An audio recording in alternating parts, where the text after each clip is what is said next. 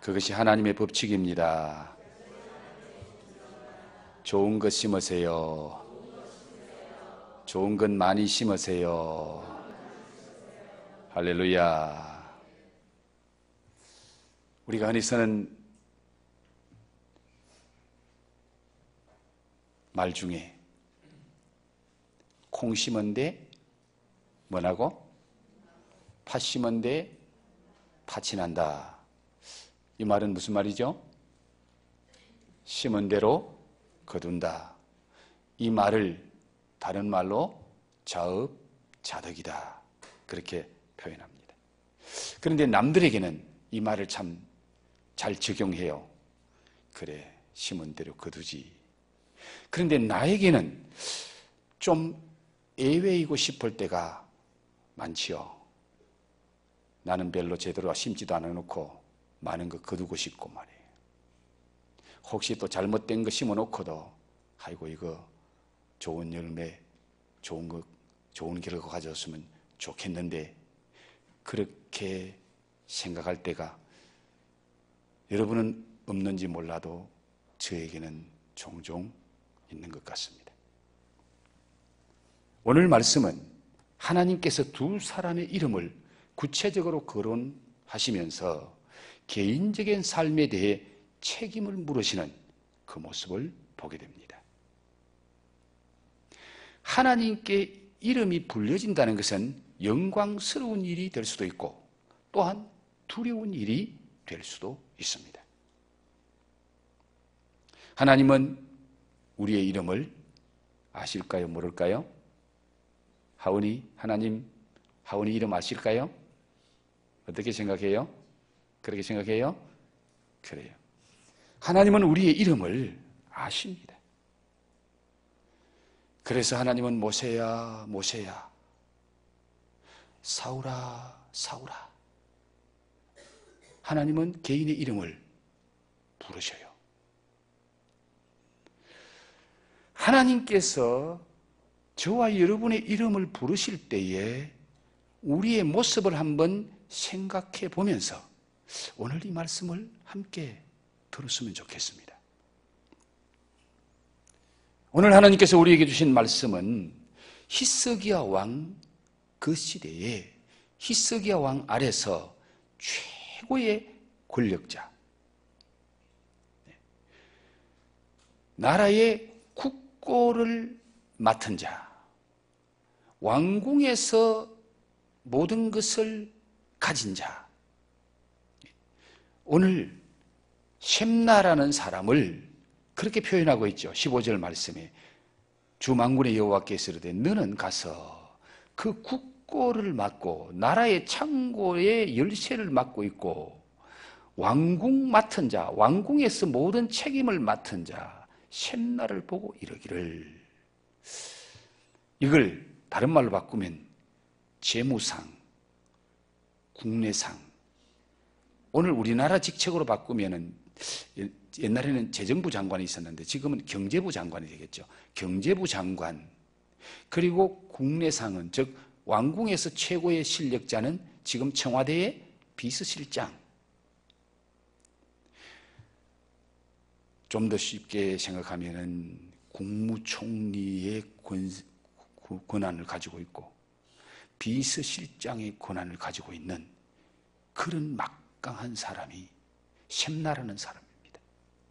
그런데 오늘 성경은 그 셈나가 그 자리에서 쫓겨나게 되고 그 자리에 엘리아김이라는 사람이 세움을 입는 그 한 사건을 우리에게 말씀해 주고 있습니다. 오늘 말씀을 보면은 셈나가 그 고관 대작에서 쫓겨날 만큼 무슨 잘못을 했나, 무슨 죄를 지었나, 오늘 성경에 그가 그렇게 나쁜 사람인 것이 별로 안 보여요. 단지 너를 위하여 묘시를 팠다. 자기 죽은 후에 장사 지낼 묘시를 팠는데 그것이 그렇게 큰 죄냐? 당시의 최고의 권력자가 그 정도의 일을 했다고 그 자리에서 그 관직에서 쫓겨나야 되나? 이런 의아심을 가지지 않을 수 없습니다. 그리고 그 자리에 세움을 입었던 이 엘리야김이라는 그 사람은 무슨 특별한 일을 했기에 하나님께서 그를 특별히 그 높은 자리에, 그 좋은 자리에 하나님이 세워주셨을까? 우리가 피상적으로 보기에는 셈나는 너무나 억울한 일을 당한 것 같고 엘리야김은 너무나 횡재를 한 것 같은 그런 느낌을 지울 수가 없습니다. 정말 그럴까요? 하나님께서 셈나는 고위 관직에서 쫓겨나게 하시고 엘리야김은 특별히 세움을 입게 하시는데 왜 이 두 사람에게 이런 결과를 가져왔을까? 이 사건을 통해서 하나님께서 오늘 우리에게 주시는 메시지가 무엇입니까? 여러분, 결론부터 말씀드리면 셈나처럼 살지 말고 엘리야김처럼 살아라는 메시지입니다. 한번 따라 하실까요? 셈나처럼 살지 말고 엘리야김처럼 삽시다. 예. 오늘 이 말씀을 듣고 여러분이 셈나처럼 살면 안 되는구나, 엘리야김처럼 살아야 되겠구나, 그걸 확실하게 깨달으면 오늘 말씀을 제대로 듣고 은혜를 제대로 받은 것입니다. 셈나처럼 살면은 망하고 엘리야김처럼 살면은 흥한다는 말씀입니다. 셈나처럼 살면은 쫓겨나고 엘리야김처럼 살면은 세움을 입는다. 셈나처럼 살면은 가문의 문을 닫게 하고 엘리야김처럼 살면은 가문을 세우고 가문의 영광이 된다. 셈나처럼 살면은 버림받고 엘리야김처럼 살면은 쓰임 받는다.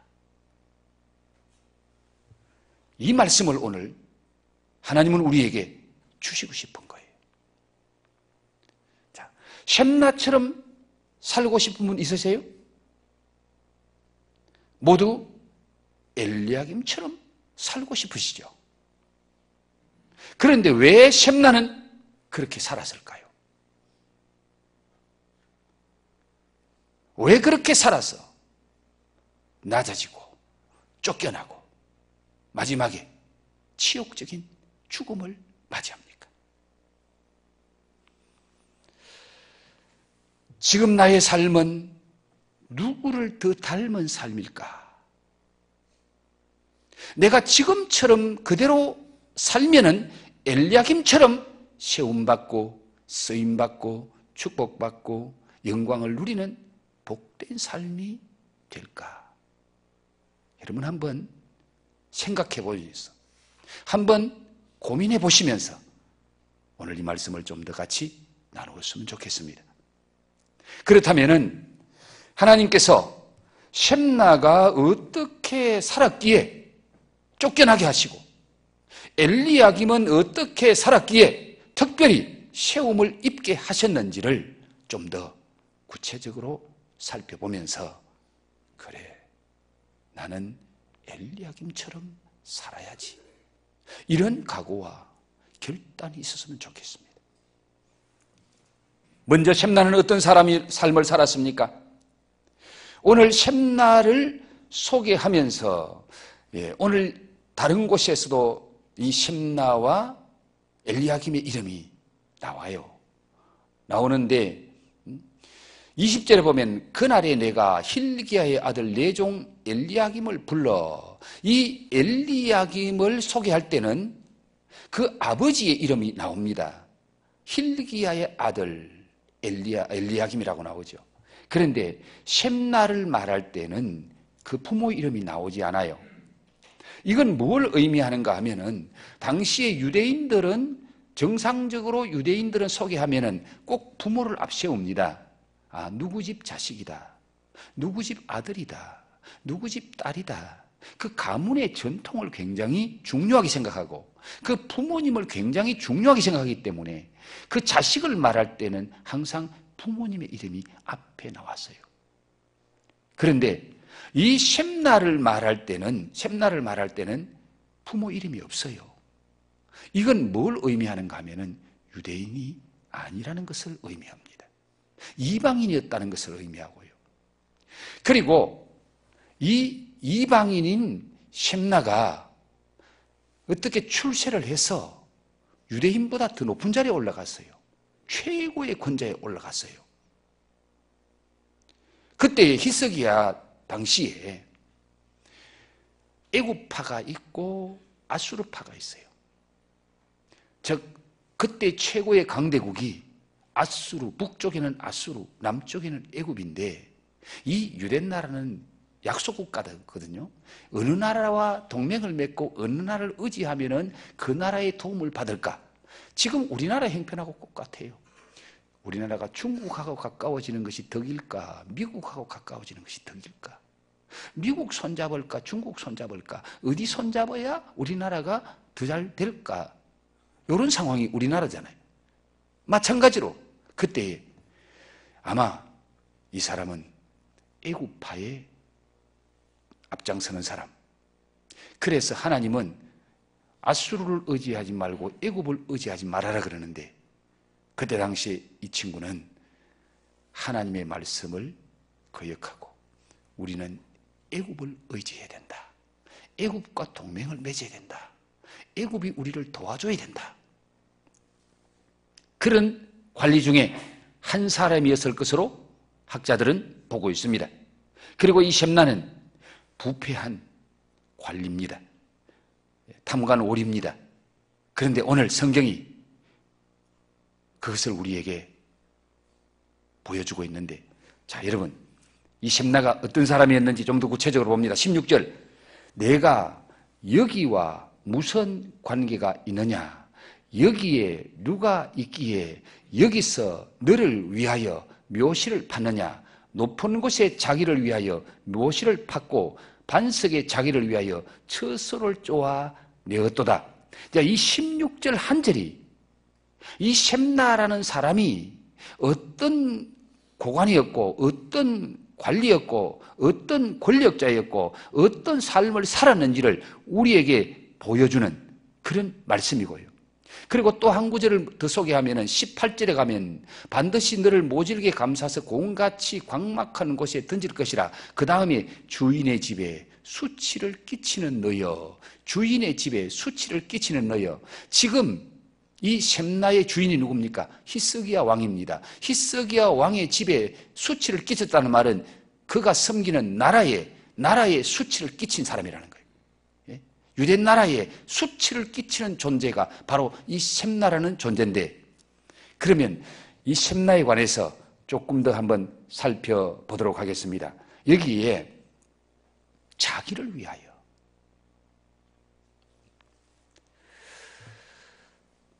먼저 이 셈나는 자기를 위한 삶이었고 주인의 집에 수치를 끼치는 삶을 살은 그런 불명예스러운 사람입니다. 이 셈나를 통해서 어떤 직위와 어떤 직분을 얻느냐는 것도 중요하지만은, 그러나 더 중요한 것은 그 맡은 직분을 얼마나 잘 감당하느냐가 더 중요하다. 그래서 바울은 뭐라고 말합니까? 맡은 자들이 구할 것은 충성이니라.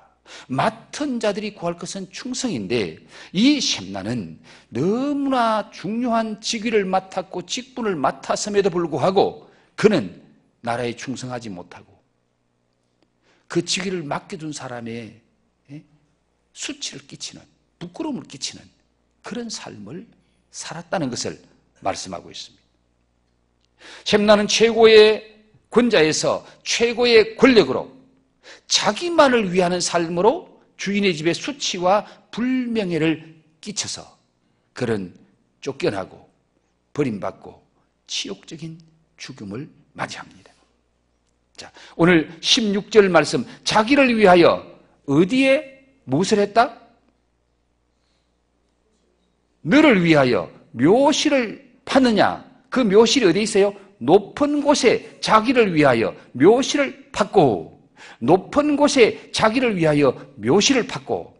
자, 여러분, 사람이 죽기 전에 자기가 죽을 묘를 준비하는 것이 그렇게 큰 죄입니까? 아니, 저희 할머니도 보니까 돌아가시기 전에 가묘를 만들어 놓더라고요. 당신이 돌아가시면은 나를 여기 묻어달라 하고 그 양지 바른 곳에 밭에다가 아예 묘를 파서 그 안에 빈 널을 집어넣고 그리고 가묘를 만들어 놓더라고요. 아마 그렇게 해놓으면 마음이 편한가 봐요. 죽을 때가 되면 나는 죽으면 여기 묻힐 거야. 우리 할머니도 그렇게 묘를 미리 만들어 놓는 걸 제가 봤는데, 여러분, 묘를 미리 만들어 놓는 것이 죄냐 그 말이에요. 어떤 분은 수의까지 다 만들어 놔요. 입어보더라고 또. 내가 죽으면 이 수의 입고 죽을 거야. 그런데 문제는, 아니 그 고관대작이 돈 많은 사람이, 재무상이, 청와대의 모든 권력을 가진 사람이 자기 묘실 하나 준비하는 것이 뭐 큰 죄냐? 그런데 문제는 거기가 어디냐가 문제예요. 오늘 16절에 내가 여기와 무슨 상관이 있느냐? 여기에 누가 있기에 여기서 너를 위하여 묘실을 팠느냐? 여기라는 말이 3번이나 반복되지요. 거기가 어딥니까? 여기가 어딥니까? 지금 이사야가 셈나가 있는 그곳에 찾아와서 네가 여기와 무슨 상관이 있느냐? 여기에 누가 있기에 여기서 너를 위하여 묘실을 파느냐? 그 여기가 어딥니까? 높은 곳에 자기를 위하여 묘실을 팠고, 거기가 어디냐? 높은 곳이라는 거예요. 이 높은 곳이 어디냐? 예루살렘 성 안에서 가장 높은 곳에 있는 묘실은 왕족이 묻히는 묘실이라는 거예요. 왕족이 묻히는 묘실. 자, 그러면 여기에 너를 위하여 묘실을 팠고, 이 높은 곳에 자기를 위하여 묘실을 팠고, 이 반석에 자기를 위하여 처소를 쪼아내었도다. 묘실을 자기를 위하여 묘실을 높은 곳에 팠는데, 그 높은 곳이 바로 왕족의 묘실인데, 셈나가 왕족이에요? 아니, 왕족이 아니에요. 왕족이 아니잖아요. 그러면 지금 우리나라 말하면 국립묘지에 가면은 대통령들이 묻히고 또 그 밑에 장관들이 묻히고 아니 군의 장성들이 묻히는 그런 묘역이 따로 있어요. 사백묘실하고 장성묘실이 따로 구분되어 있어요. 그런데 대통령이 죽으면 갈 수 있는 그런 곳에 이 셈나가 내가 죽으면 여기 묻힐 거야. 그때 많은 사람들이 장관님, 여기는 왕족의 묘실입니다. 여기는 왕이 죽으면 가는 곳입니다. 여기 묘실을 만드는 것은 부당합니다. 그 말을 아마 한 사람이 잊지 않았을까? 너무 권력자이니까 그 말을 한 사람이 아무도 없었는지도 모르는데 오늘 이사야가 찾아가서 그 현장에서 셈나에게 말합니다. 네가 여기하고 무슨 상관이 있느냐? 여기서 네가 왜 너를 위하여 묘실을 파느냐? 이사야가 현장에 찾아가서 최고의 권력자 셈나에게 말합니다. 셈나는 막강한 자기 권력과 힘을 가지고 당시에 최고의 실세 권력자의 힘을 가지고 할 수 없는 일을 합니다. 해서는 안 될 일을 합니다. 이게 뭘 말합니까? 셈나의 무소불위의 권력을 휘두르고 권력을 남용하고 힘으로 밀어붙이는 이런 셈나의 모습. 그런데 그때가 언제냐? 나라가 위기에 처해 있을 때입니다. 지금 아수르가 쳐들어와서 나라가 어려울 때, 지금 나라는 위기에 처해 있는데 이 셈나는 자기를 위해서 지금 묘실을 파고 있는데 왕족이 가는 묘실에 자기 묘실을 파고 있는 거예요. 이 셈나의 생각이 뭡니까? 내가 이렇게 최고의 권력자로 살다가 죽고 난 후에도 내 후손들에게 내 이 명성을 그대로 보여주리라. 내가 살았을 때 이렇게 살았던 사람이야. 내가 지금 왕족의 묘실에 묻혀 있어. 죽고 난 후에라도 자기 명예, 자기 권력, 그걸 과시하고 싶고 후손들에게 남기고 싶은 그런 권력욕에 꽉 사로잡혀 있는 자가 셈나라는 겁니다. 셈나. 권력을 남용하고 자기 욕심을 채우고 이기적이고 헛새가 많은 이 탐관 오리였던 셈나. 그래서 오늘 여러분 성경 말씀에 너를 위하여, 자기를 위하여 여기란 말이 3번씩이나 반복됩니다. 그가 있을 수 없는 자리에서 자기를 위해서 그런 일을 안하무인격으로 하는 사람이 셈나였다는 거예요. 셈나였다. 미국과 우리 한국이 참 대조되는 모습들이 많지만은 얼마 전에 TV에 미국의 새 대통령이, 전직 새 대통령이 같이 나란히 나와서 뭘 축하하는 장소에 이렇게 백성들의 존경을 받으면서 그 나와 있더라고. 오바마 대통령 같은 분은요, 대통령에서 물러나고 인기가 더 높다는 거예요. 대통령 말기에 더 그때는 권력이 누수되고 많은 사람들이 막 공격을 해야 되는데 그때의 오바마는 최고로 인기가 올라가는 거예요. 뭘 말해줍니까? 그가 대통령직에 있을 때에 얼마나 겸손하게 국민을 위해서, 나라를 위해서 잘했다는 반증이 아닙니까? 그런데 우리나라 대통령은 어떻습니까? 내려오자마자 감옥 속에 가고 내려오자마자 유배 가고. 그게 미국과 우리가 얼마나 대조되는가를 지금 보고 있지 않습니까? 이렇게 산 그에게 하나님이 내리신 벌이 뭡니까? 자, 여러분 오늘 말씀 19절 보실래요? 내가 너를 내 관직에서 쫓아내며 내 지위에서 낮추리니. 18절에 주인의 집에 수치를 끼친 너여 내가 그곳에서 죽겠고 내 영광의 수레도 거기 있으리라. 자, 이 말씀을 좀 정리해서 여러분에게 말씀드리면은 관직에서 쫓겨나고 낮아진다. 그리고 17절에 나 여호와가 너를 단단히 결박하고 장사같이 세게 던지래 반드시 너를 모질게 감싸서 공같이 만들어서 광막한 곳에 던질 것이다. 여러분 축구할 때 공이 자기에게 오면은 어떻게 해요? 품고 안아줍니까? 발로 내찹니까? 공이 오면 발로 내찹니다. 그런데 하나님이 이 셈나를 공같이 똘똘 말아서 내가 광막한 곳에, 넓은 곳에 던지니까 모든 사람들이 셈나가 오면 발로 차는 거예요. 공 차듯이 차는 거예요. 이리 차이고 저리 차이고. 그렇게 하나님이 그를 공처럼 결박해서 광막한 곳에 던졌더니 모든 사람들에게 차임을 받고 수치를 당하는 삶을 살다가 거기서 치욕적인 최후를 맞이합니다. 그곳에서 죽겠고 내 수레에 영광의 수레도 거기 있으리라. 마지막 그가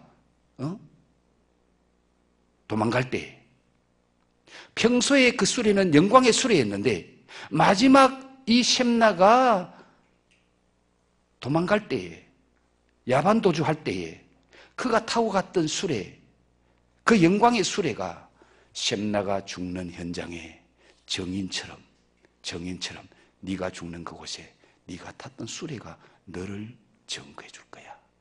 아, 그 사람이 여기서 죽었구나. 그 사람의 수레를 보니까 여기서 죽었구나. 수레가 증거해 줄 것이다. 셈나처럼 살면은 셈나처럼 죽는다는 것을 오늘 성경이 우리에게 말씀해 줍니다. 다음은 엘리야김은 어떤 삶을 살았나요? 자, 오늘 성경이 엘리야김을 하나님께서 뭐라고 말씀합니까? 20절 말씀 다 같이 읽어봅니다. 시작. 그날에 내가 힐기야의 아들 내 종 엘리야김을 불러. 엘리야김을 하나님께서 내 종 엘리야김을 불러라.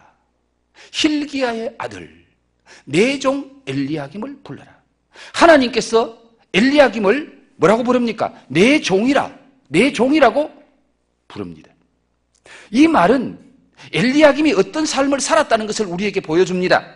하나님을 경외하는 신실한 믿음의 사람이었다는 것을 하나님이 그 엘리야김을 부르는 그 호칭을 통해서 보여주는 거예요. 내 종이다. 엘리야김은 내 종이다. 내 종 엘리야김을 불러. 자, 그런데 이 엘리야김이 어떤 사람이에요? 이 사람도 역시 높은 고관직에 있는 정치하는 사람이에요. 그의 직업이 정치인이에요. 아수르가 쳐들어왔을 때에 히스기야가 세 사람의 협상 사절단을 보낼 때에 그 세 사람 중에 두 사람이 바로 한 사람은 셈나고 한 사람은 엘리야김이에요. 나라를 대표하는 세 사람 중에 엘리야김과 이 셈나가 같이 있었고 한 사람의 이름이 다른 곳에 나오죠.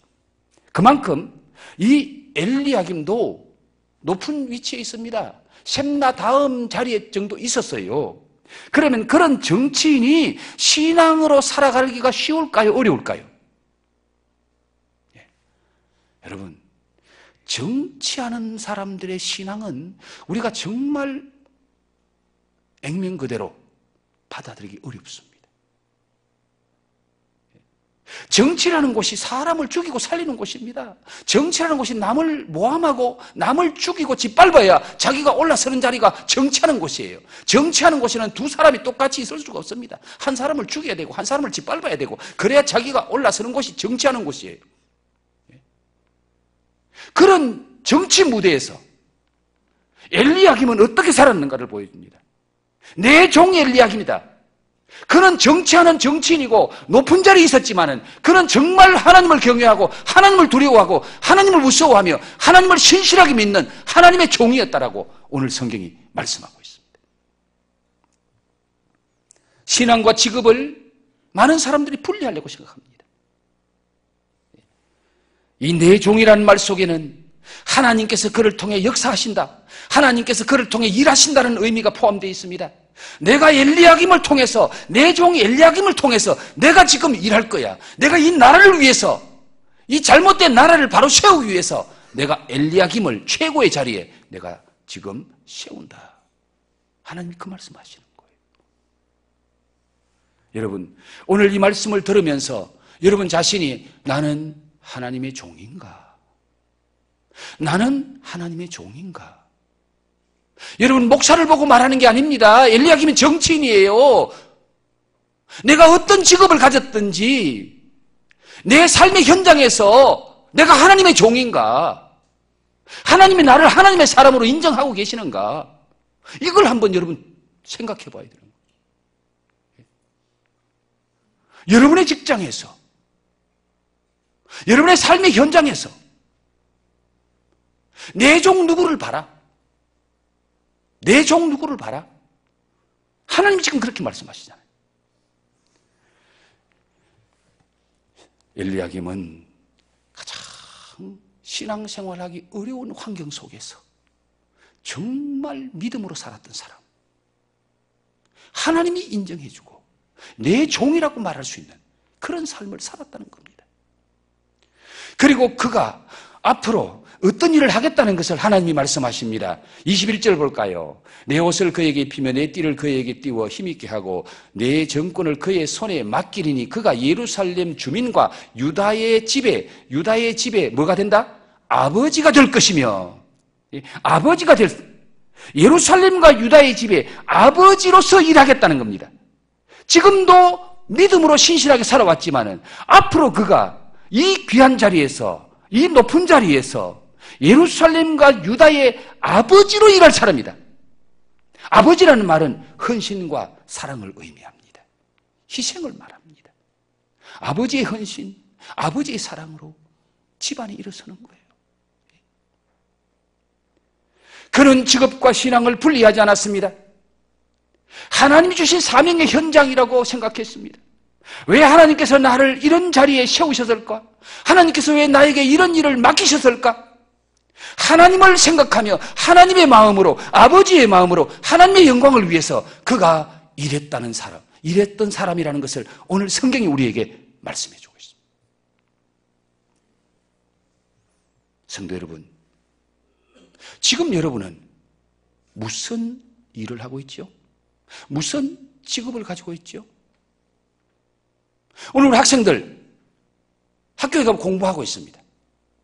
그럼 공부하는 현장에 있는 여러분을 향해서 주님이 야, 나의 사람아, 나의 사람아, 나의 종 누구야?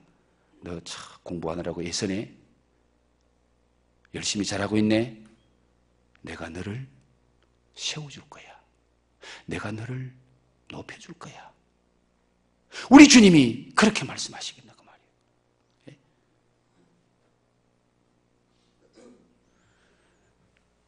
그 일이 하나님과 어떤 관계를 가지고 있나요? 그곳의 사명이 현장인가요? 하나님의 영광을 위해서 사랑과 헌신으로 아버지의 마음으로 일하고 있습니까? 직장 동료들이 내가 예수 믿는 사람인지 알지도 못하게 그렇게 은밀하게 숨기고 있지는 않습니까? 직장에서 10년 일했는데 누가 찾아가서 아무개 집사님 여기 계십니까? 그렇게 물었더니 그 사람이 교회 다니나요? 그래요. 그 사람이 집사라고요? 그래요. 10년 그 직장에 있었는데 다른 사람이 그 사람이 교회에 다니는 사람인 줄도 모르고 있어. 그 사람이 교회에서 무슨 직분을 가지고 있는지도 모르고 있어. 그럼 어떻게 살았다는 말인가요? 직장에서 불신자하고 똑같이 살았다고 말입니다. 불신자하고 똑같이 살았어. 그 사람들 거짓말할 때 똑같이 거짓말하고, 그 사람들 사기칠 때 똑같이 사기치고, 그 사람 술 먹으러 갈 때 똑같이 술집에 가고, 그 사람들 어디 나쁜 데 갈 때 똑같이 따라가고, 똑같이 하고, 똑같이 살았으니까 그 사람 교회 다니는지도 몰라. 그러나 엘리야김은 그렇게 살지 않았습니다. 시간이 갔기 때문에 자, 그런 이렇게 산 그 엘리야김에게 하나님이 어떤 축복을 주셨는지 이건 우리가 한번 보고 오늘 말씀을 마무리했으면 좋겠네요. 자, 21절 말씀 봅시다. 21절. 내 옷을 그에게 입히며, 내가 누구예요? 셈나예요. 셈나. 셈나가 입었던 옷을 그에게 입히며, 여러분 고관대작 옛날 사극 같은 거 보십시오. 고관대작들이 입는 옷이 있어요, 없어요? 왕궁에 들어가면 왕궁에서 그 사람의 직위에 따라서 입는 옷이 달라요. 그러니까 셈나가 입었던 옷을 그에게 입히며 내 띠를 그에게 띄워주며, 옛날에 여러분 고관대작들이 허리 띠는요 그 띠에 등급이 있어요. 그 사람의 직위를 나타내요, 띠가. 그래서 내 옷을 그에게 입히고 내 띠를 그에게 띄워 힘있게 하고 내 정권을, 네 정권을, 네 실세의 정권을 그의 손에 맡기리니 그가 예루살렘 주민과 유다 집의 아버지가 될 것이며. 자, 셈나가 가졌던 모든 정권, 모든 영광, 모든 힘을 그대로 최고의 직위와 직책을 이 엘리야김에게 하나님이 그대로 이양시켜 주는 거예요. 그 직책 그대로 나누고 사람만 싹 바꾼다 그 말이에요. 셈나가 있었던 자리에 셈나를 뭐하고 쫓아내고 엘리야김을 그 자리에 세워주셨더라.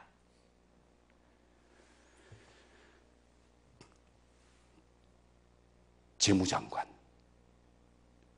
국내상, 청와대 비서실장.